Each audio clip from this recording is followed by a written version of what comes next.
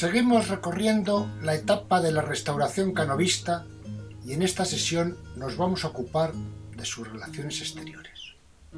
Lo primero será recordar que la situación internacional era completamente distinta a la de la marcha al exilio de Isabel II tras la Revolución de 1868. Cánovas, a su llegada al poder en 1875, se encuentra con una hegemonía alemana tras su victoria en la guerra franco-prusiana, así como con un giro de las potencias hacia el imperialismo. Las relaciones con Marruecos, los Estados Unidos o sus cesiones a Alemania en las Islas Carolinas y en la Micronesia son prueba de ello.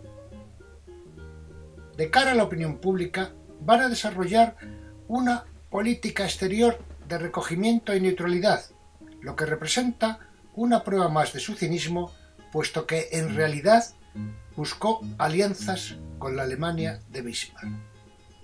Su contrapunto en el sistema de turnismo a través del fraude electoral, Sagasta, llegó a incorporar secretamente a España en la Triple Alianza, junto a Alemania, el Imperio Austrohúngaro e Italia. Vamos paso a paso.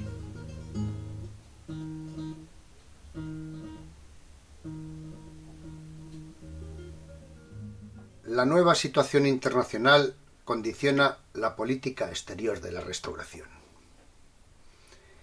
El panorama internacional contemporáneo a la Restauración en España era muy diferente al de la situación previa a la huida de Isabel II tras la Revolución Gloriosa que dio pie al sexenio democrático. El Segundo Imperio francés, con Napoleón III, referente de política exterior en tiempos de Isabel II, entre 1852 y 1868, había sido fulminantemente derrotado en la Guerra Franco-Prusiana, 1870-1871, y se había proclamado el Imperio Alemán. La Tercera República Francesa se orienta a la conquista de África, empezando por Argelia. La Comuna de París, primer gobierno de la clase obrera en el mundo, fue reprimida con extrema dureza, dando lugar al desmantelamiento y persecución de la Asociación Internacional del Trabajo, la OIT. Se había consumado la unificación de Italia a costa de los estados pontificios. La crisis financiera de 1873, a partir de un crack bancario en Viena, Austria, marcó el fin de la supremacía económica británica y del liberalismo, de la expansión basada en el algodón, el carbón, la siderurgia y el ferrocarril. La industrialización entra en una fase de integración de mercados y división internacional del trabajo. El imperialismo, expansión económica y militar, será la vía para superar la crisis, que desembocará en 1914 en la Primera Guerra Mundial. Gran Bretaña, por otra parte, se desentiende de Europa, enfrascada en su inmenso imperio global centrado en la India.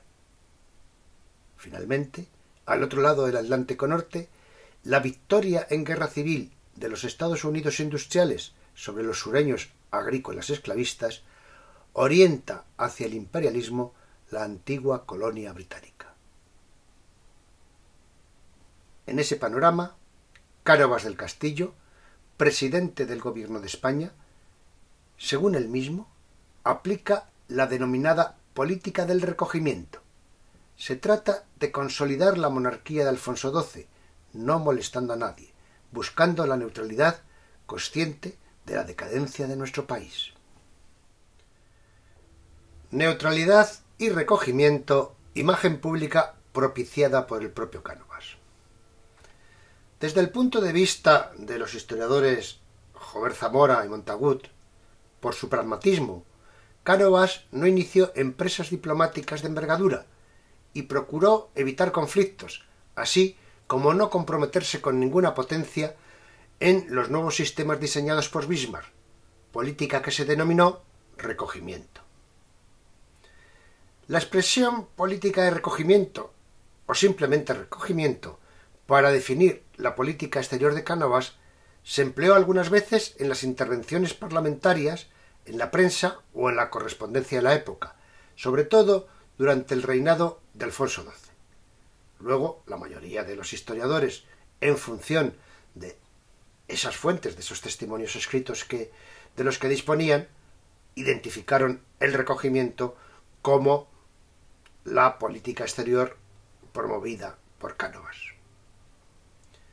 El propio presidente del gobierno español, en una intervención en 1876 ante las Cortes para explicar su política exterior, empleaba la expresión de política de neutralidad. En el gran debate del Congreso de los Diputados de enero de 1885, habla Cánovas de prudencia, de abstención, de silencio, como principios rectores de su política exterior, o incluso, cuando se defiende, manifiesta que él ha sido siempre motejado de profesar una política de retraimiento, de paz con todo el mundo y ajena a toda iniciativa. 6 años después, en 1891, al ser acusado en el Congreso de propugnar imagen política de aislamiento, él mismo lo reconoce, si bien limitado dicho concepto a la política europea. Son, pues, diversos términos que emplea o acepta Cánovas para referirse a su política exterior, y entre ellos se halla el de recogimiento. Concepto, por otra parte, que tampoco es original de Cánovas. Lo toma de los franceses que tras su derrota franco-prusiana se acogen, por no tener otra opción, a lo que denominan politique de recueillement, literalmente política de recogimiento. El recogimiento de Cánovas solo fue propaganda política. En mayo de 1875, Portugal se encontraba seriamente preocupado porque el recién restaurado Alfonso XII no consigue terminar con la guerra carlista. A los portugueses les preocupa una vuelta de España al régimen republicano y sus planteamientos ya conocidos de una federación ibérica. Con el beneplácito de Cánovas del Castillo, para el que derrotar a los carlistas es la primera prioridad para asentar la restauración, el gobierno portugués se pone en contacto con Alemania, potencia hegemónica, y con el zar de Rusia, Nicolás II, dispuesto a mediar para que el ejército francés haga una intervención militar en España para desbancar al carlismo. Sería una repetición de la reposición de Fernando VII por los 100.000 hijos de San Luis. El 9 de junio, los emperadores de Rusia y Alemania se reúnen en la ciudad de Ems. El canciller alemán Bismarck rechaza la propuesta ruso-portuguesa. Varias eran las razones que le llevaron a esa conclusión. La principal era el gran impacto que tal intervención podía tener en el difícil, especialmente difícil en aquella primavera, equilibrio europeo. Bismarck no comprendía cómo Francia podía cambiar de modo tan rápido y radical su actitud respecto a la contienda carlista, la contienda que le estaba dando unos pingües beneficios por el trasiego y contrabando que se producía en la frontera hispano-francesa. Por ello, Bismarck lo que temía era que tal viraje, de ser cierto, reflejara un deseo del gobierno francés para obtener un rápido éxito militar que le permitiera recuperar su prestigio europeo y su fuerza y su fuerte ascendencia en España. Francia había perdido la guerra franco-prusiana. En esto podía encontrar una posibilidad. Bismarck lo descartó. Al descartarlo la potencia dominante, la iniciativa fracasó y pasó inadvertida. De hecho, no fue conocida hasta el año 1955, en que el historiador Charles Bloch la descubrió manejando los archivos del antiguo imperio alemán que pudieron ser visitados por investigadores, sobre todo franceses, ingleses y norteamericanos, tras la derrota de Hitler. La apertura a la investigación de esos archivos de la época de Bismarck dieron lugar a que se supieran esos manejos que Cánovas ocultaba en público diciendo que su política era de absoluta neutralidad. Pero hay más pruebas de que lo único que hacía Cánovas era propaganda política con su neutralidad. Consolidada la restauración en el trono de Alfonso XII e iniciada la recuperación económica, Cánovas del Castillo considera una amenaza el triunfo de los republicanos radicales en las elecciones francesas del 14 de octubre de 1877. En menos de 15 días, Cánovas convoca al ministro de Alemania en Madrid, Hatzfeld, el 30 de octubre, al que le hace una exposición general sobre las relaciones hispano-francesas y de los riesgos que para España supondría la probable radicalización de la política francesa. Y le pregunta sobre la actitud de Alemania ante dicha situación. Para el presidente del gobierno español parece que ha llegado el momento de proponer un nuevo marco de relaciones bilaterales con Alemania. Explica que puede levantar un ejército de 400.000 hombres y propone una alianza con obligaciones militares por ambas partes. Cánovas quiere situar de nuevo a España en el escenario europeo.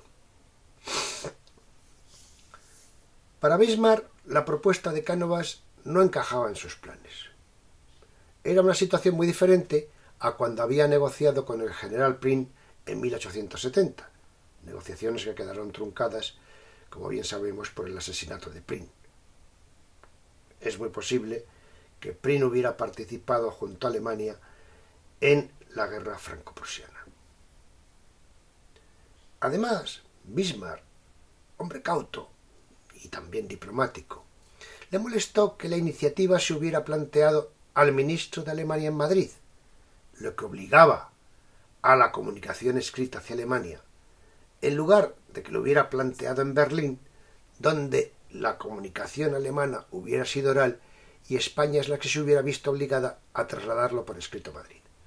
En los usos diplomáticos esto tiene una gran importancia, en la medida en que aquel que lo propone en su propio terreno y no en la otra parte está condicionado a trasladar a través de sus embajadores o ministros plenipotenciarios esas propuestas por escrito, que nunca se sabe dónde pueden acabar a parar, mientras que si se hace en terreno propio, si lo hubiera planteado el ministro de Alemania de España en Berlín, pues él hubiera trasladado lo que fuera, le habrían dado una contestación oral y ahí se hubiera visto menos comprometido la respuesta alemana.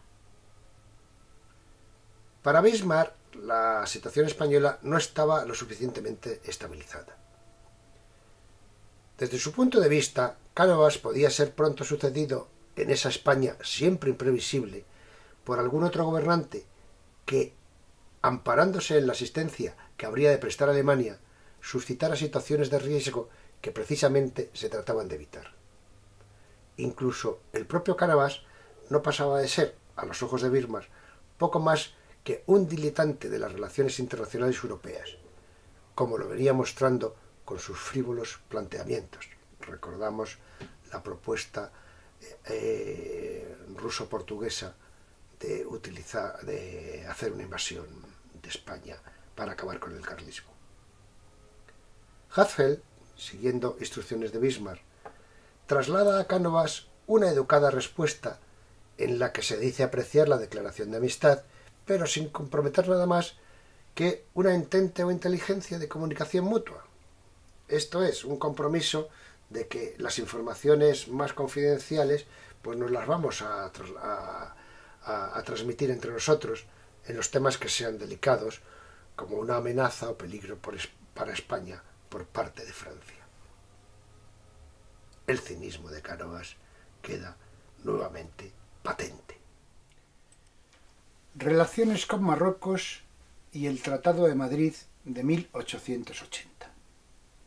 Veamos primero los antecedentes, que están 20 años atrás, en el Tratado de Ouad-Ras. Como recordarán, en nuestra sesión de este curso del pasado 15 de octubre de 2025, Consolidación del Estado Liberal, etapa de Isabel II, comentamos que durante el periodo largo de O'Donnell, 1858-1863, se practicó una política llamada de prestigio con varias intervenciones militares internacionales en Conchinchina, actual Vietnam, México, Santo Domingo y también en Marruecos. Para afianzar el control de Ceuta y Melilla, que se veían amenazadas, en 1859 se declaró la guerra a Marruecos. La victoria en Tetuán del general Prim exacerbó el nacionalismo español. Inglaterra, que no quería que España ampliara su control en el sur del estrecho de Gibraltar, obligó al sultán Hassan I a negociar la paz con España por el Tratado de Huarraz, 1860, con una indemnización de 400 millones de reales que no llegaron a desembolsarse del todo, y el control de Tetuán mientras se amortizaba la deuda. Pero vayamos por partes. Veamos cómo era ese gobierno de Marruecos. La dinastía alauita de Marruecos llegó al poder en el siglo XVII. Afirmaban ser descendientes de Mahoma a través de su nieto Hassan ibn Ali, hijo de Ali y de Fátima, hija de Mahoma. En 1873 llegó al trono Hassan I, hijo de Mohamed IV, con un Marruecos muy debilitado por la conquista francesa de Argelia y la presencia comercial y económica de las potencias europeas por todo el país. Buscó una alternativa diplomática y solicitó a esas potencias la llamada Conferencia de Madrid, que se celebró entre junio y julio de 1880. Participaron 11 potencias europeas, además de los Estados Unidos y Marruecos. Cánovas, presidente del Consejo de Ministros, accedió a la petición viendo en ella una ocasión de potenciar la imagen de España en Marruecos y en la política internacional. Lo que pretendía hacer Cánovas era lograr que se aplicaran los acuerdos alcanzados tras la Guerra de Marruecos de 1859-1860, por los que se concedía a España un establecimiento en Santa Cruz del Mar Pequeña, lo que conocemos como Ifni. Explica el profesor Jaime González que, dentro de la pretensión de Cánovas de alcanzar más protagonismo internacional, destaca la existencia de una corriente llamada africanista, donde sobresale Joaquín Costa, que quería reverdecer los viejos laureles de la guerra anterior con Marruecos mediante el acercamiento de los dos pueblos, sobre una civilización penetradora realizada a través de nuestras plazas en el norte de África. Esta corriente suplía a la débil iniciativa gubernamental en este aspecto. Joaquín Costa llevaba a cabo esta iniciativa a través de la Real Sociedad Geográfica, que promovió expediciones simulando ser científicas, al final eran militares, a Río de Oro, Sáhara y Golfo de Guinea. Marruecos no logró sus objetivos. La creciente presión de Francia, que ya ocupaba Argelia, terminará con la invasión de parte de su territorio. La España de Cánovas intentó neutralizar a Francia con un acuerdo secreto con Italia, triple alianza que veremos a continuación, mientras que Alemania llegó a pensar también en la invasión. Portugal e Italia aspiraban a un trozo. Gran Bretaña, que quería salvaguardar el control del estrecho de Gibraltar, llegó a propiciar el protectorado de España sobre el norte de Marruecos en 1906, algo que veremos con detalle cuando hablemos en las próximas sesiones de la guerra de África de España en Marruecos. Pero hay más. Ya sabemos que durante la Restauración uno de los sistemas de estabilización política en España fue el turnismo, el alternar los gobiernos conservadores de Cánovas con los liberales de Sagasta, en cualquier caso amañados por los caciques y sus manejos de manipulación de las elecciones. En este escenario, el gobierno de Sagasta fue más allá y metió a España secretamente en la Triple Alianza. En el gobierno largo de Sagasta, Segismundo Moret, a la sazón ministro de Estado y por lo tanto el responsable de la política exterior, era partidario de incluir a España en las alianzas internacionales para salvaguardar los intereses españoles en el Mediterráneo, fundamentalmente Marruecos, y en ultramar. Por ello, firmaría un acuerdo secreto con Italia en 1887, redactado por Bismarck, por lo que, en cierta medida, España quedaba incluida en la Triple Alianza, aunque como una participante menor y sin grandes exigencias en aquel momento por ninguna parte. La Triple Alianza, integrada por Alemania, Italia y el Imperio Austrohúngaro, fue una estrategia de Bismarck para aislar a Francia y defenderse de Rusia. Los socios de la Triple Alianza no aceptaron en 1892 la pretensión española de incluir una garantía sobre Cuba y España se salió de este pacto. En todo caso, el aislamiento promovido por los conservadores y matizado por los liberales tendría consecuencias graves cuando España experimentó una gran soledad ante su gran conflicto internacional en 1898 con los Estados Unidos. Vean el mapa al comienzo de la Primera Guerra Mundial. No hay que confundir la Triple Alianza, aunque fue su germen, con las potencias centrales, que eran Alemania, Italia y el Imperio Austrohúngaro, que son las que iniciaron la Primera Guerra Mundial. Es posible que si España hubiera permanecido en la Triple Alianza, nuestra neutralidad en ese conflicto hubiera estado muchísimo más comprometida. Ignorancia mutua España-Estados Unidos con maniobras soterradas de estos últimos. Los Estados Unidos, ya en el siglo XIX, consideraban a Cuba estratégica para su defensa. Desde el punto de vista norteamericano, subraya el profesor Palacio-Attar, la colonia suponía para España una carga inútil y costosa, y se propusieron comprar la isla. Nuestro país ya les había vendido la Florida en 1819. Los Estados Unidos hicieron ofertas de compra en 1848 y en 1854.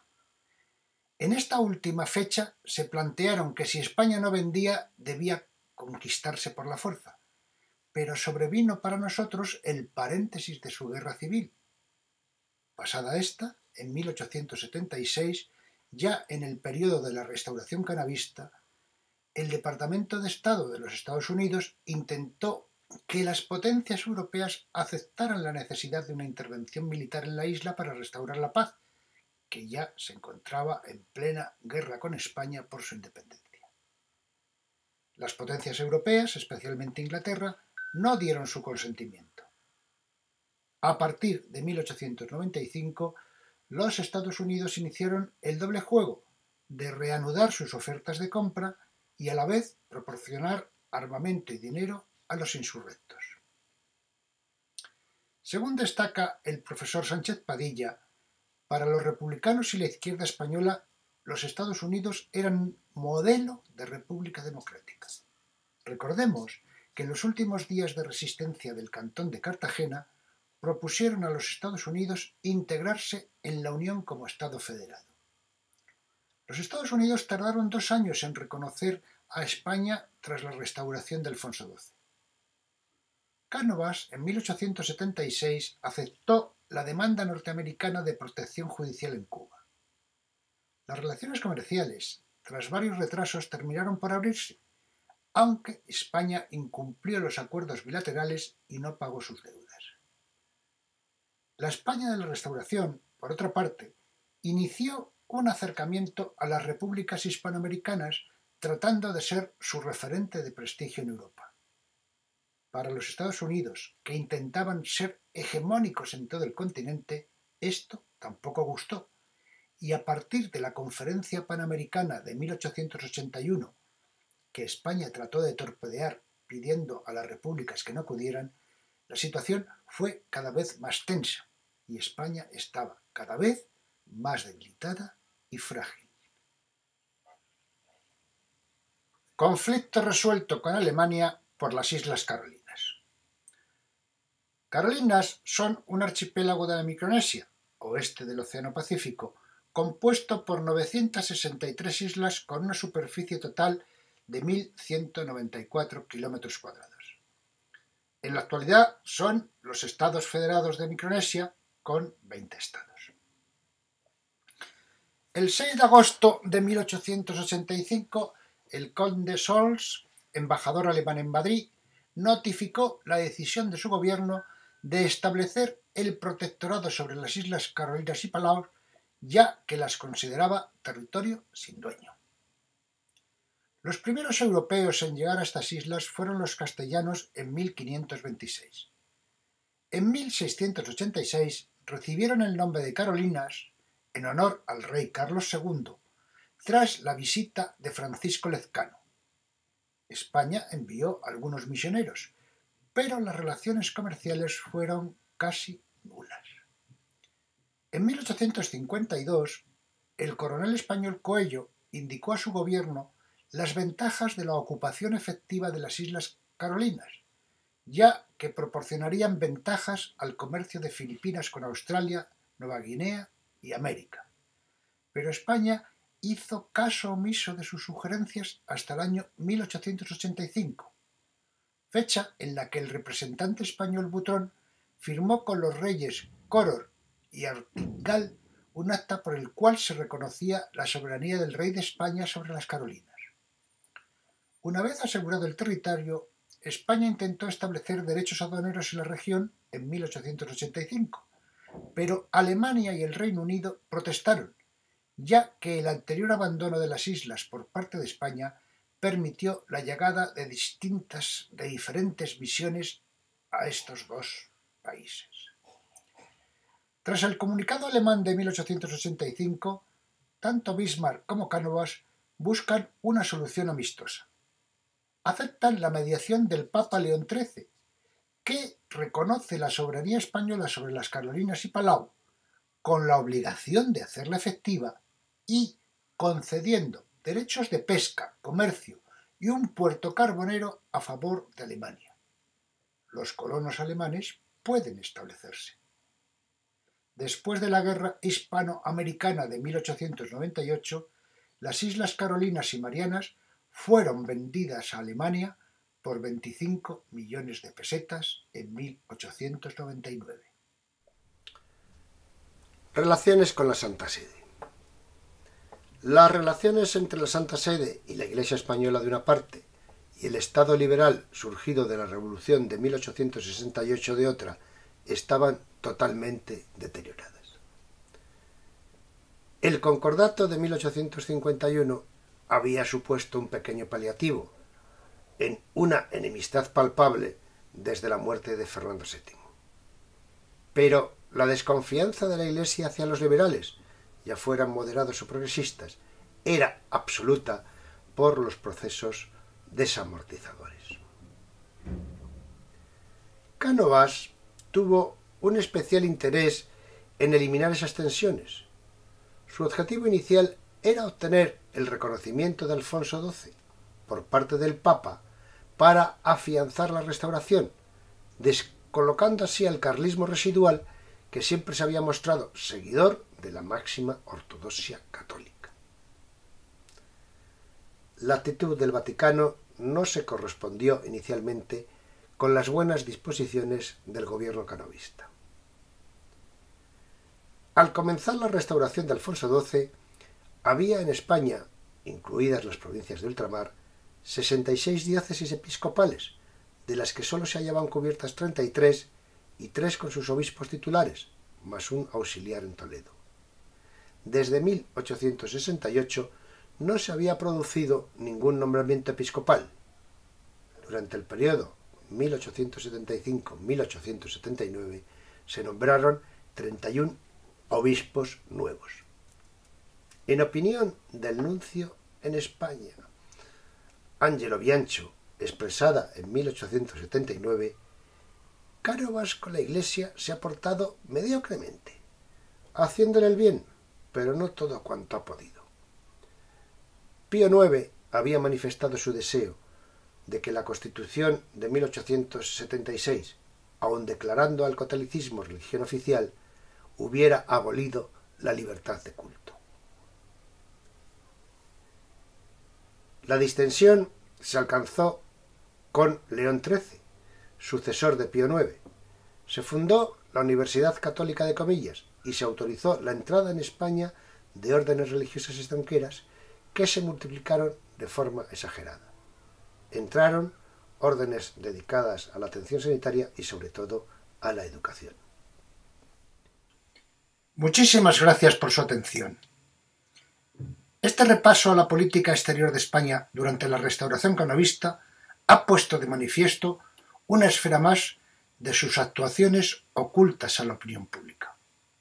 Durante este periodo, con un supuesto orden interno basado en el fraude electoral utilizando el caciquismo, para el plano exterior se pretendió dar una imagen de recogimiento y neutralidad. En la práctica, como han visto, los gobiernos de la Restauración, a través de acuerdos secretos, intentaron entrar en la órbita del Segundo Imperio Alemán, lo que no lograron plenamente.